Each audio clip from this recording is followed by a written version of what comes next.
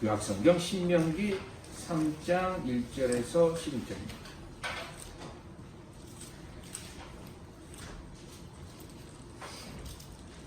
구약성경 신명기 3장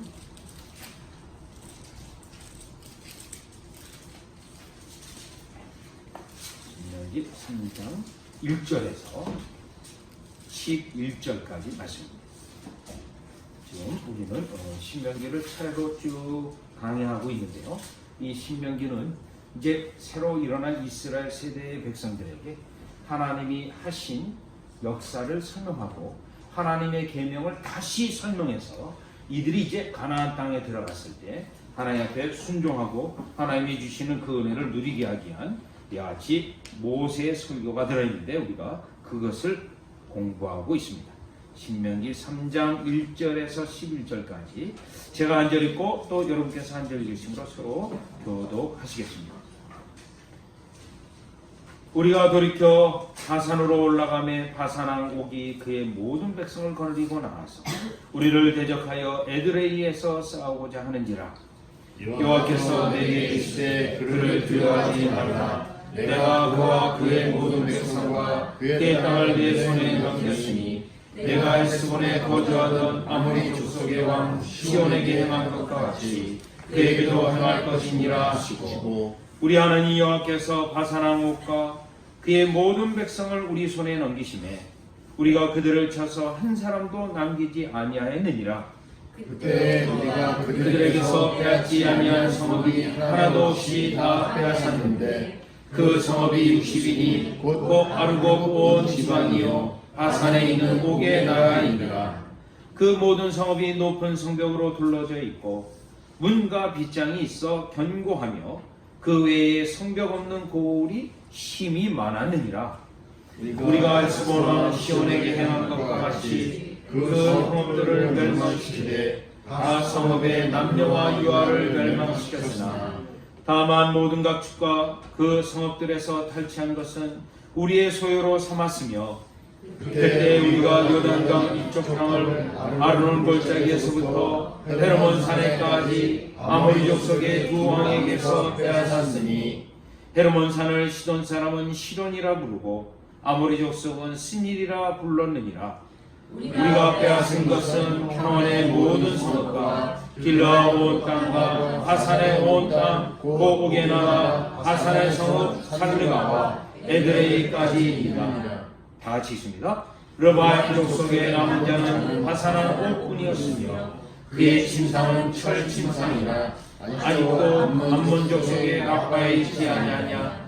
그것을 사람의 보통 규빗으로 재면 그 길이가 9규빗이요 너비가 4규빗이니라. 아멘. 네, 오늘 본문의 말씀은 이제 모세의 설교가 계속되어지고 있는데 지난번의 설교의 내용은 여러분 2장에 잠깐 가보시면 2장 26절에 가보면 헤스본 왕 시온을 친 사건에 대한 설교였고요. 오늘의 이 내용은 모세의 설교 가운데 바산왕 옥을 치신 그러한 사건에 대한 설교입니다. 그런데 여기에 이 본문 이 헤스본 왕 시온과 바산왕 옥은 지금 이스라엘 백성이 요단강 동쪽에 있는데 이 동쪽에 있는 강력한 두 나라입니다. 그래서 이 강력한 두 나라 왕을 치고 요단강을 건너가서 이제 서쪽으로 향해서 가나안 정복이 이어지는데 이 두 왕은 여호수아 2장에 있는 것처럼 구속사 속에서 볼 때 기생 나합이 이 두 왕을 언급을 하는데 그만큼 가나안 정복전에 앞장서면서 시작되면서 중요한 사건입니다. 그런데 오늘 본문을 보면 특별히 2장 26절에 헤스본 왕 시온을 치는 것과 좀 전쟁의 방법이 다르고 하나님이 이 전쟁을 수행하는 것에 대해서 또 안 알려주시고 이 사건을 당하는데 한번 2장 먼저 26절로 가보시면 신명기 2장 26절로 가보면 헤스본 왕 시온을 칠 때는 미리 다 알려주세요. 구체적으로 어떻게 전쟁을 해야 될 것인지. 그러나 이 바산왕 옥은 전혀 안 알려주셨어요. 자, 2장 25절에 보면 26절 내가 그대 목 광야에서 헤스본 왕 시온에게 사자를 보내어 평화의 말로 이르기를. 그래서 이렇게 사자를 보내어서 이렇게 해라 라고 지시를 해줬는데 3장 1절에 보면 전혀 내용이 없습니다. 전혀 내용이 없고 3장 1절에 보면 우리가 돌이켜 바산으로 올라가매 바산왕 옥이 그의 모든 백성을 거느리고 나와서 우리를 대적하여 에드레이에서 싸우고자 하는지라. 전혀 하나님께서 알려준 내용도 없고, 자 그럼에도 불구하고 하나님의 선언이 있어요. 3장 1절에 보면 우리가 돌이켜 바산으로 올라갔다고 되어 있어요. 그러니 하나님께서는 이와 같이 옥을 치시려고 하는 계획은 있었습니다. 그러나 하나님은 그것에 대하여 모세에게나 이스라엘 백성에게 일러주지 아니하고 그들의 발걸음을 돌이켜 올라가게 해서 그때 이 바산한 옥이 이 이스라엘 백성을 치려고 나오게 되어집니다. 그러면 이 사건 속에서 2절에 보면 여호와께서 내게 이르시되 모세에게 이르셨어요. 그를 두려워하지 말라. 얼마나 모세와 이스라엘 백성은 이 사건을 통해서 두려움에 빠지게 됩니다.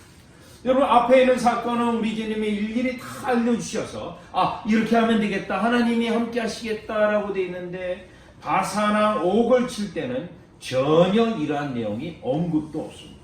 그런데 이 바산왕 옥은 얼마나 무서운 존재냐면 여러분 본문 오늘 11절에 이 옥의 침대에 대해서 설명하고 있어요.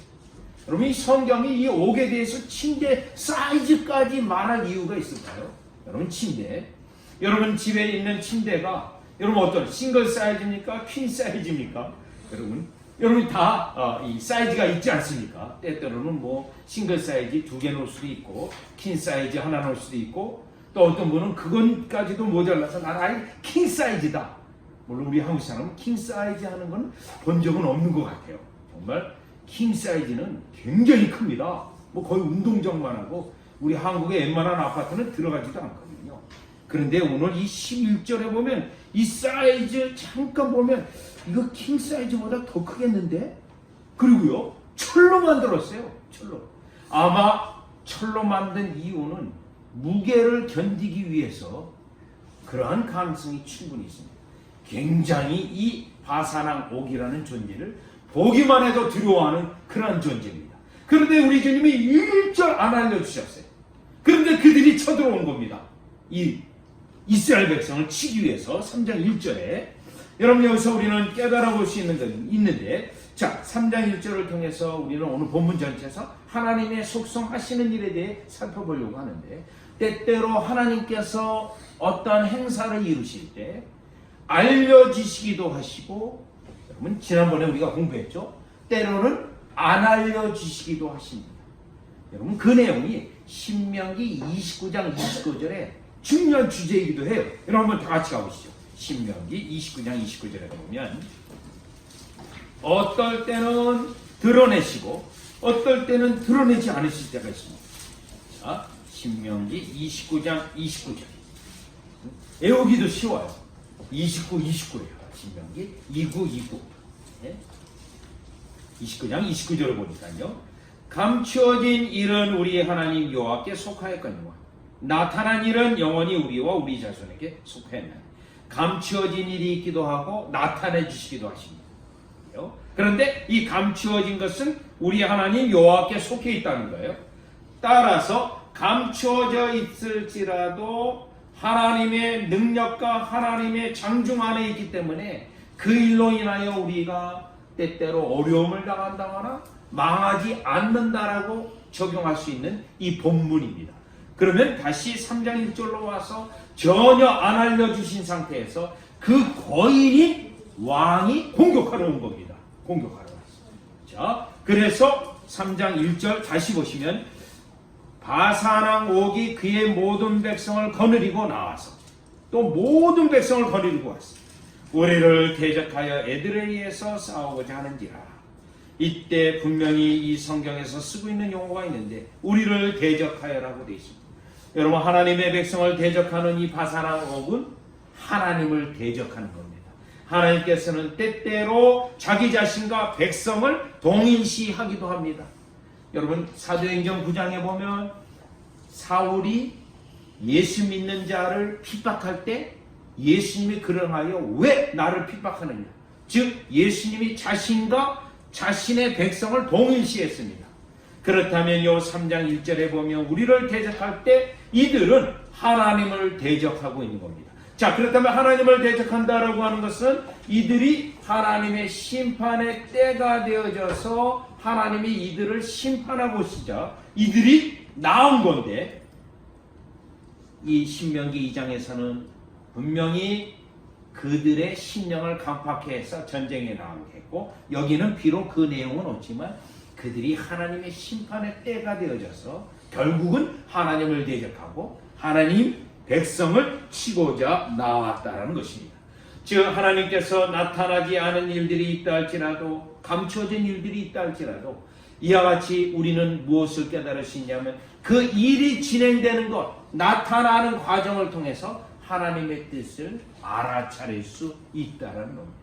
그러면 비록 이 사건이 이스라엘 백성에게 지금 두렵고 떨리는 일이라 할지라도 그들이 이스라엘 백성을 대적하여 나왔다는 것은 하나님이 그들을 심판하실 때가 되었고 그들의 죄가 하나님의 심판에 이르기에 충분했기 때문에 드디어 하나님이 이스라엘 백성에게 그들에게 지시는 안 해줬고 내용은 가르치지 않았지만 하나님의 뜻이 성취되기 위해서 이러한 일들이 전개되어진다는 것을 우리는 알 수 있습니다. 결국 3장 1절에서 깨달을 수 있는 것은 그들이 스스로의 죄악 가운데 하나님을 대적하고 또 하나님의 백성을 대적해서 멸망의 길을 스스로 택하는 그의 백성들을 3장 1절에서 우리는 볼 수 있습니다.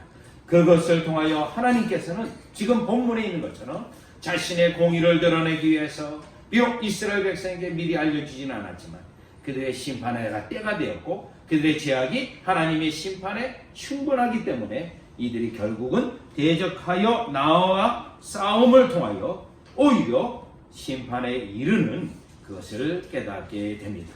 자, 그렇다면 이 3장 1절을 통해서 우리가 적용해 볼 수 있는 것은 때때로 하나님의 뜻이 감추어져 있다가 서서히 드러날 때가 있습니다.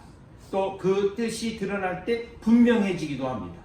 이때 우리가 조심해야 되는 것은 하나님의 뜻이 잘 안 드러났을 때 하나님의 뜻에 대하여 하나님에 대하여 원망하거나 불평해서는 안 됩니다. 잠잠히 그 역사가 나타나기를, 그 역사가 어떻게 전개되어지기를 기다리면 됩니다. 그런데도 이 이스라엘 백성은 광야에서 너무나도 하나님의 뜻을 미리 판단했고 미리 성급하게 결정을 했고 그것 때문에 원망을 했고 그것으로 인하여 결국에는 광야 38년간의 세월을 지냈다는 것을 보게 됩니다. 또 우리가 쉽게 신앙생활하면서 잘못을 범할 수 있는 건데요. 그 잘못을 범할 수 있는 것 중에 하나는 미리 앞에 있는 미래의 일들을 끌어다 걱정하고 그것을 끌어다 안 될 것이다 하고 염려 걱정하는 경우를 많이 보게 됩니다. 그러면 미리요. 1년 내에 있을 일을 미리 갖다가 끌어들여서 지금 걱정하는 거예요. 여러분, 어떤 사람들은 정말 걱정도 팔자다 이런 말을 하는데 때때로 그러한 성향에 얼마든지 가질 수 있습니다. 왜요? 하나님을 신뢰하지 못하는 이 불신의 성향으로 인해서 그렇게 되어지는데 오늘 본문을 보면서 여러분 우리는 미래의 일에 대하여 미리 걱정하거나 미리 염려하거나 그럴 필요가 없다라는 것입니다. 왜요? 오늘 3장 1절 분명히 보면 우리가 돌이켜 바산으로 올라가서 일이 전개되어지는데요. 결국 이 일의 결과는 어떻게 됐습니까? 이스라엘 백성에게 유익이 되게 하시고 또 하나님은 이 바산왕 옥 두려운 존재를 하나님이 치셨기 때문에 우리는 하나님의 뜻이 잘 감춰졌을 때 우리에게 완전히 드러나지 않았을 때 그것에 대하여 미리 성급한 마음으로 인간의 교만한 마음으로 판단해서는 안 된다라는 것을 우리가 3장 1절을 통해서 적용해 볼 수도 있습니다. 자, 그러면 우리가 두 번째 3장 2절로 가보시면 자, 이제 바산왕 옥은 하나님께서 공의로 치실 때가 되어져서 이스라엘 백성으로 자기도 알지 못하는 사이에 발걸음을 옮겨 올라가게 해서 그들로 전쟁에 나가게 해서 치시지만, 그러나 2절 다시 가보시면 여호와께서 내게 이르실 때 그들을 두려워 말라. 그러나 이스라엘 백성들은 지금 굉장히 두려운 상황에 있습니다. 또 11절에 있는 것처럼 이 바산왕 옥은 얼마나 큰 거인이며 사나운 인물이라는 것을 알 수 있습니다. 그러면 여러분 2절의 이스라엘 백성의 입장에게 본다면 갑자기 당한 일입니다. 갑자기 어느 날 갑자기 그냥 하나님이 알려지지도 않았는데 갑자기 당한 일이에요. 여러분 때때로 우리에게 갑자기 이와 같이 당하는 일들도 일어날 수 있습니다. 갑자기 전혀 예상치도 못했는데 그 일들이 나의 생각과 반대로 전개된다거나 예상치 못한 일들이 일어날 수 있습니다. 그런데 우리 주님은 오늘 3장 2절에 우리 주님은 뭐라고 말하시냐면 먼저 두려워하지 말라라고 분명히 말합니다. 어떤 일들이 갑자기 일어났고 예상치 못한 일들이 일어났어도 우리 주님이 우리에게 제일 먼저 말하는 것은 두려워하지 말랍니다. 예수님께서 이제 떠날 기한이 되어져서 제자들에게 떠나실 것을 말씀하고, 또 마태복음 16장에 보면 때가 되어져서 그때부터 고난을 말하게 됩니다. 그러니까 마태복음을 보면 우리 예수님의 사역이 3단계로 볼 수 있는데 요 3단계 가서야 고난을 말하세요. 고난을 그 16장의 그 구절을 보면, 그런데 그 고난에 대한 말하고 요한복음 14장에 보면 이제 떠날 때가 되어져서 고별 설교를 합니다. 그때 이 제자들은 너무너무 두려워합니다. 이제 선생님이 내가 모시고 있었던 정말 주인이 떠난다면 우리 어떻게 됩니까? 그때도 역시 두려워 말합니다. 또 예수님이 부활하셨어요. 제자들에 나타났습니다. 제자들이 유령인지 알고 두려워하고 있습니다. 그때도 두려워 말랍니다. 또 이사야서에서도 이제 하나님의 회복에 대한 약속을 말씀하실 때도 그때도 두려워 말랍니다.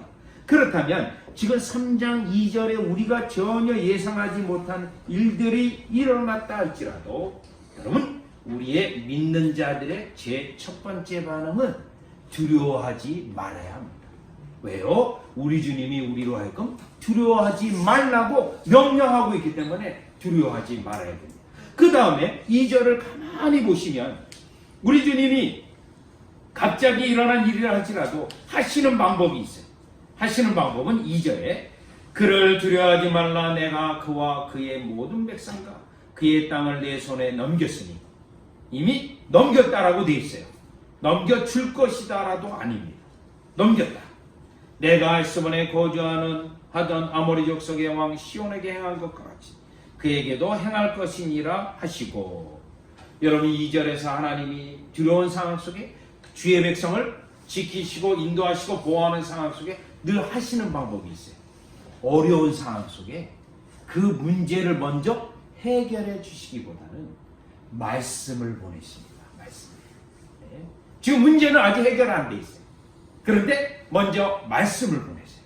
그리고 그 말씀을 보내고 그 말씀을 붙잡게 하시는데, 여러분 이 부분에 대해 대표적인 성경 구절은 시편 107편 20절입니다. 시편 107편 20절을 보면 저가 그 말씀을 보내어 저희를 고치사 위경에서 건지시는도다, 이렇게 되어 있습니다. 말씀을 보내어서 위경에서, 위경이라는 건 굉장히 위험한 상황이에요. 여러분 굉장히 위험한 상황에 하나님이 딱 건지기보다는 말씀을 보내어서 말씀을 의지하는 가운데 우리 주님의 건지시는 전능하신 능력이 나타납니다. 사도행전 27장에서도 그래요. 사도 바울이 지금 로마로 가는 중에 큰 유라굴로 풍랑을 만났어요. 큰 태풍을 만났어요.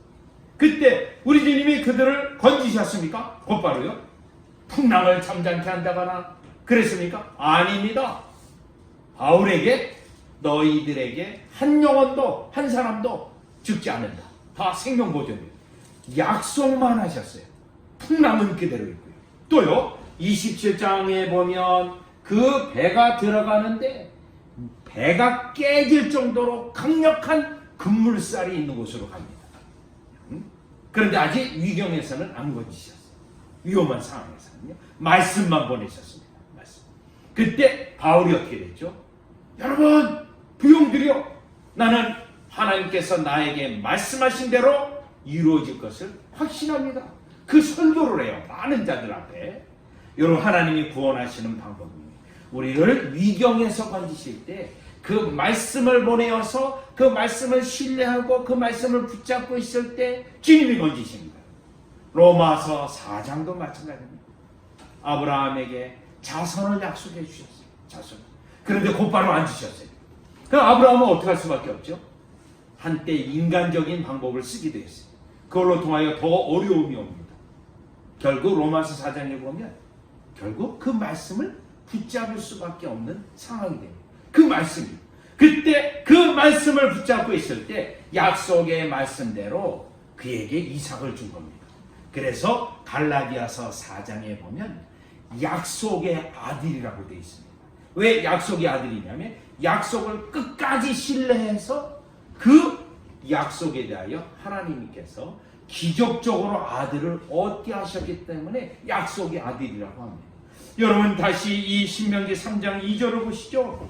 지금 내 손에 넘겨주었다. 또 건질 거다. 그에게도 똑같이 행할 것이다. 이 말을 하면서 약속을 주시는 하나님의 이 모세에게 약속을 주시는 하나님을 보게 됩니다. 그리고요, 지금 이 신명기는 다시 모세가 뭘 말하죠? 하나님의 약속을 계속 설명합니다. 왜 그럴까요?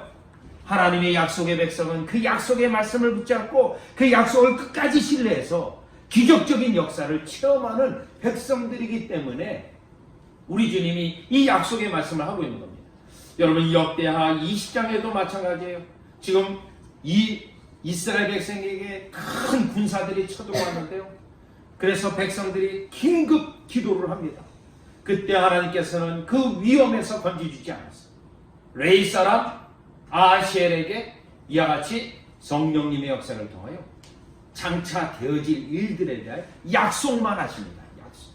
그때 그 약속을 가지고 결국 하나님의 기적적인 역사를 체험했던 것을 보게 되어지는데 지금 다시금 3장 2절에 하나님께서는 우리에게 약속하시고 그 약속에 대하여 신뢰하게 하시고 그 약속을 끝까지 붙잡게 해서 하나님의 전능하신 역사와 구원의 역사를 경험케 하시는 하나님의 역사를 우리는 보게 됩니다.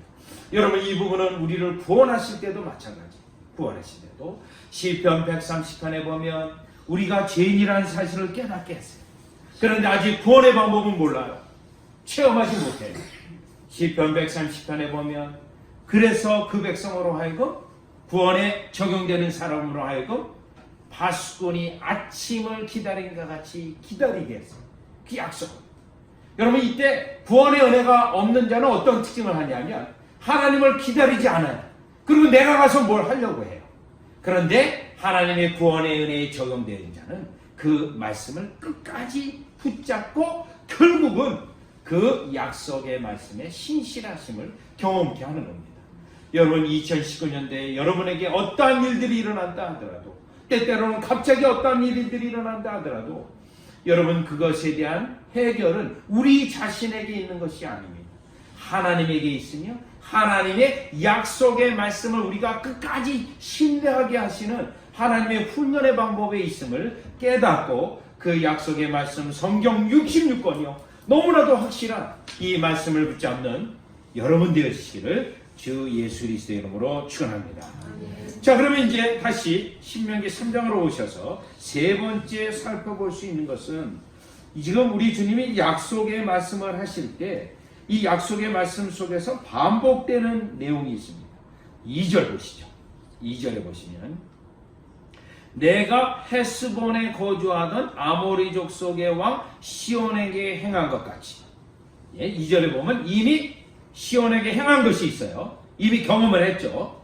다시요 6절에 보면 또 반복이 돼요. 6절 우리가 헤스본 왕 시온에게 행한 것과 같이 두 번이나 반복이 됩니다. 자 그러면 왜 하나님께서는 이와 같이 반복되는 말을 그 모세에게 이스라엘 백성에게 했냐면 여러분 비록 하나님께서 이 사건 속에서 미리 이야기하지 않으셨고 미리 말씀하지 아니하고 미리 지시하지 않았고 설명하지 않았다 할지라도 우리 하나님은요 동일하게 행하시는 하나님이신 것을 이 본문에서 우리에게 말씀하고 있습니다. 그래서 동일하게 어떠한 상황 미리 알려주셨을지라도 동일하게 하시고 미리 안 알려주시고 우리에게 갑자기 일어났다 할지라도 우리 하나님은 그의 백성을 건지시는 일에 똑같이 동일하게 행하신다라는 것입니다. 그래서 결국 8절에 보면 8절이요. 그때 우리가 요단강 이쪽 땅이에요. 동쪽 땅이에요. 아르논 골짜기에서부터 헤르몬 산에까지 아모리족 속의 두 왕에게서 빼앗았으니 결국 동일하게 행하셔서 이 갑자기 일어난 일인데도 불구하고 하나님께서 동일하게 역사해 주셔서 그 어마어마한 두 왕을 물리쳤고 이 땅을 얻게 되었다는 겁니다. 그래서 여러분 이 땅은 두 지파와 결국 반 지파가 미리 나눠지게 됩니다. 그리고 이 사건은 하나님께서도 이제 가나안 정복에서도 똑같이 동일하게 행하실 것이라는 확신을 갖게 해주는 사건입니다. 여러분 하나님이 우리에게 행하시는 것, 성경에서 행하시는 것, 이 행하시는 원리와 방법과 범위가 역시 오늘날 우리에게도 동일하게 행하십니다. 동일하게. 그래서 우리 주님은 분명히 말씀하고 있습니다. 나는 인생이 아니다. 그래서 변개치 아니하다 라고 분명히 말하고 있는데 한번 너무 중요한 구절이니까 사무엘상 15장 29절 한번 가보겠습니다. 사무엘상 15장 29절인데요. 15장 29절. 사무엘상 15장 29절. 동일하신 하나님입니다. 성경에서 이와 같이 일하신 하나님이 여전히 오늘날에도 우리에게도 동일하게 행하세요. 동일하신 하나님의 속성에서 나오는 겁니다. 자, 그러니 이 설교를 듣는 이스라엘 백성은 장차 가나안의 정복에서 동일하게 역사하십니다. 15장 29절이요. 이스라엘의 지존자는 거짓이나 변개함이 없으시니 변개라는 건 이랬다 저랬다 바꾸지 않는다는 거예요. 그는 사람이 아니시므로 여러분 인생은 아무리 정직하고 아무리 훌륭한 인생이라 할지라도 변개함이 있습니다. 그러나 하나님은 없으십니다. 결코 변개하지 않음이시니가 아니 결코 바꾸거나 변하거나 변경하거나 하지 않으신 하나님이십니다. 그렇기 때문에 우리는 여러분 뭐죠? 성경의 그 하나님을 끝까지 신뢰할 수 있고 여전히 우리가 끝까지 신뢰해야 된다는 겁니다. 히브리서 13장 8절에는 이런 말씀이 있습니다. 예수 그리스도는 어제나 오늘이나 영원토록 동일하시다라고 되어 있어요. 왜 그러면 히브리서에서는 이 내용이 있냐면 지금 히브리서의 배경에서는 예수 그리스도를 믿는 가운데 수많은 어려움들이 와요. 수많은 어려움. 그러니까 막 사람들이 이제 예수님 믿는 것을 포기하고 떠내려갑니다. 그때 그들에게 강력한 위로의 말씀은 예수님은 어제나 오늘이나 영원토록 동일하시기 때문에 그 주님만을 붙잡으면 이 모든 상황 속에서 건지실 것이고 그 주님이 우리를 인도하시고 보호하실 거라는 겁니다. 그래서 예수님이 어제나 오늘이나 영원토록 동일하신 것을 강조하고 있습니다. 이 본문, 이 신명기 3장에 있는 이 설교를 듣는 지금 이스라엘에게 새로 일어난 세대는 동일하신 하나님이십니다. 여러분, 홍해바다를 건너게 하시고 그 홍해바다를 건너게 하신 동일하신 하나님은 어떻게 그들에게 역사해 주었죠? 역시 요단강도 똑같이 동일하게 마른 땅으로 건너가게 하셨다는 겁니다. 그래서 여러분이 저와 2019년도요 우리 주님에 대한 믿음과 우리 주님에 대한 신뢰가 더욱더 일어나기 위해서는 이 본문을 통해서 외쳐야 됩니다. 우리 심령 속에 성경에서 일하시는 동일하신 그 하나님이 내가 섬기는 동일하신 하나님으로 신뢰하고 의지하고 그리고 신명기 뒷부분으로 가서는 그 하나님께 순종해야 되는데 이와 같이 동일하신 하나님을 끝까지 신뢰해서 결국 성경에 일하시는 대로 여러분의 삶 가운데 구원을 비롯하여 모든 생활면에서도 그 인도하심을 받는 여러분 되시기를 주 예수 그리스도 이름으로 축원합니다. 기도드리겠습니다.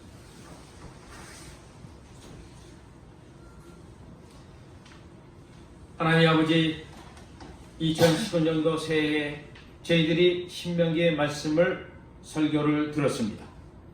주님, 모세가 그 세대에 일어난 설교였습니다. 그들에게 향한 메시지는 주님을 신뢰하고 또 신뢰하고 일이 미리 알려주신 가운데 일어났건 아니면 갑자기 일어났건 예상치 못한 상황 가운데 일어났건 구원해 주이신 그 주님을 끝까지 신뢰하되 주님의 약속의 말씀을 붙잡고 신뢰하는 원리를 깨닫게 해주시오니 감사를 드립니다.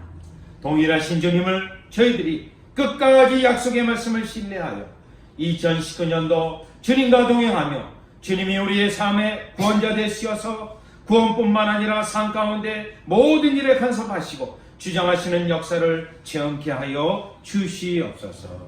예수님의 이름으로 기도드리옵나이다.